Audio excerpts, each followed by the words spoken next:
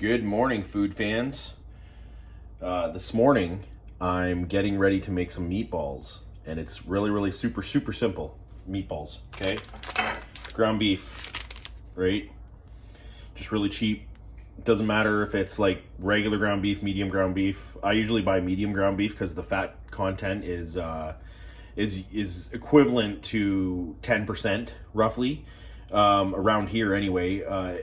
In larger meat markets and stuff, it's not like that, but around here with the grocery stores and everything, for some reason their medium ground beef's like a lean, so you get to save money and it's still really good quality. So ground beef, 2 eggs, Panko style breadcrumbs. These are just from Wally World. They're like $1.99. Then I got my sauce and stuff. That's homemade. And then garlic plus.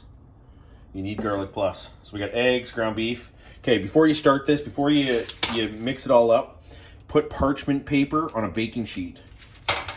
Because what you're gonna need is you need to be able to form these. And if you've got gloves on like I have, right, then just easier to be prepared, right? So 1 egg, 2 eggs, a little bit of the garlic plus, Panko breadcrumbs. Now you don't need a lot of beef. See, this is the thing. Panko breadcrumbs, just about 1/4 to a pound. So I'm going to end up with a pound, just over 1.25 pounds of meatballs, opposed to just using just doing 100% meat. So you get this baking sheet ready and you just mix this up now. Just takes 2 seconds to mix it all up. It doesn't matter how good you mix it up. The longer you do it, the hotter the meat will get. So try not to touch the meat too much. Just give it a quick mix up and let some of the juices and stuff soak into the breadcrumbs. Now the Panko breadcrumbs are really good in this, especially if you're going to soak these in sauce all day. So just little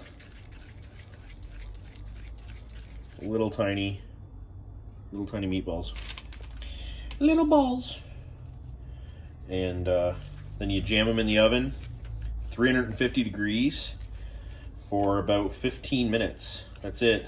You can turn them if you want. You don't have to. They don't burn on the parchment paper.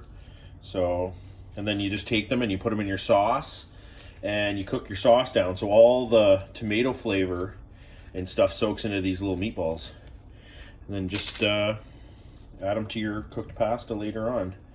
Do it ahead of time. Like right now it's about 9 o'clock in the morning and I'm getting this meal prepared for tonight so I can get the rest of the stuff I need done today done ahead of time. It only takes 15 minutes cooked pasta, as long as these things are ready to go and the sauce has been cooking all day.